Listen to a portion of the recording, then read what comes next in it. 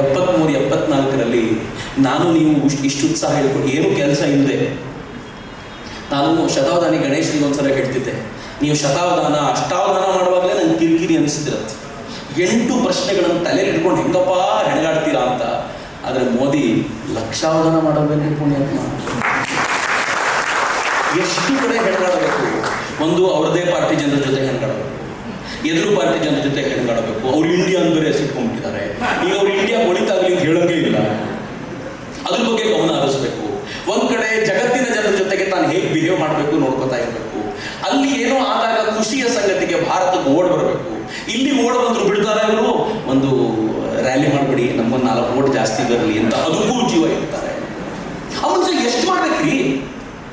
ನಂಗೆ ಕೆಲವೊಂದ್ಸಲ ಅನ್ಸೋದು ಆ ಮನುಷ್ಯನಿಗೆ ಏನೋ ಒಂದು ವಿಶೇಷವಾದ ಆಶೀರ್ವಾದ ಮಾಡಿಯೇ ಭಗವಂತ ಕಳಿಸ್ಕೊಡ್ಬೋದು. ಹೀಗಾಗಿ ಒಂದು ವಿಶ್ವಾಸ ಇದೆ, 2024 ಮತ್ತೆ ಮೋದಿನೇ ಆಗ್ತಾರೆ, ತಿಪ್ಪಲಾಗಬೇಕಿತ್ತು ಹೊಡಿರಿ ಅಂತ. ಸಿಮಿಲರ್ ಮ್ಯಾನರ್ ಭಾರತಕ್ಕೂ ಹಂಗೆ. ಸರಸ್ವತಿ ನದಿಯೇ ಇರಲಿಲ್ಲ ಅಂದ್ರು. ನಾಸಾದ ಉಪಗ್ರಹ ಮೇಲಿಂದ ಒಂದು ಹೀಟ್ ಮ್ಯಾಪ್ ಅನ್ನು ಗುರುತಿಸಿ ಹೇಳಿತು, ಇವರು ಸರಸ್ವತಿ ನದಿ ಎಲ್ಲಿ ಹರಿಯುತ್ತೆ ಅಂತ ವೇದಗಳಲ್ಲಿ ಹೇಳ್ತಾರೋ ಆ ದಾರಿ ಉದ್ದಕ್ಕೂ ಹೀಟ್ ಮ್ಯಾಪ್ ಗೋಚರವಾಗ್ತಿದೆ. ಅಲ್ಲೊಂದು ಕೆಲವು ಸಾವಿರ ವರ್ಷಗಳ ಹಿಂದೆ ಅಲ್ಲೊಂದು ನದಿ ಇದ್ದಿದ್ದು ನಿಜ ಅಂತ ಸೈಂಟಿಫಿಕ್ ಎವಿಡೆನ್ಸ್ ಬಂತು. ಇಂಟ್ರೆಸ್ಟಿಂಗ್. Next slide. ಅಲ್ಲೇನಾಯ್ತು, ಇದಕ್ಕಿಂತ ಮುಂಚೆ ಸ್ವಲ್ಪ ಕಾಲದ ಮುಂಚೆ ಹರಪ್ಪ ಉತ್ಖನನ ನಡೀತು.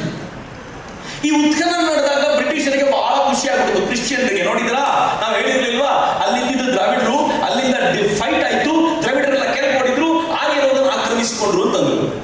ಆದ್ರೆ ಇಂಟ್ರೆಸ್ಟಿಂಗ್ ಪಾರ್ಟ್ ಏನ್ ಗೊತ್ತಾ, ಇಡೀ ಉತ್ಖನನದಲ್ಲಿ ಒಂದೇ ಒಂದು ಆಯುಧ ಸಿಗಲಿಲ್ಲ.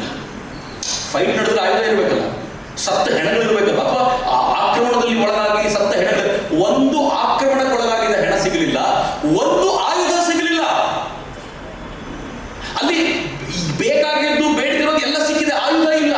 ನನಗದನ್ನು ಕೇಳುವಾಗಲೇ ಎಷ್ಟು ರೋಮಾಂಚನ ಆಯಿತು ಅಂತಂದ್ರೆ, ಇಡೀ ಜಗತ್ತಿನಲ್ಲಿ ಇಷ್ಟು ಎತ್ತರಕ್ಕೆ ಬೆಳೆದ ಒಂದು ನಾಗರಿಕತೆ, ಸರಸ್ವತಿ ಬಯಲಿನ ನಾಗರಿಕತೆ, ಒಂದು ಆಯುಧ ಇರಲಿಲ್ಲ ಅದರಲ್ಲಿ ಅಂತಂದ್ರೆ ಎಂಥ ಅದ್ಭುತವಾದ ನಾಗರಿಕತೆಯ ಪರಿಕಲ್ಪನೆ ಕಟ್ಕೊಂಡಿದ್ದಿರ್ಬೋದು ಭಾರತ. ಒಂದು ಆಯುಧ ಇರಲಿಲ್ಲ. ಕೊನೆಗೆ ಯಾವುದೋ ಒಂದು ತಲೆಬುರುಡೆ ಸಿಕ್ಬಿಡ್ತು. ಆ ತಲೆಬುರುಡೆಗೆ ಒಂದು ಸ್ಕ್ರಾಚ್ ಬಿದ್ದಿತ್ತು.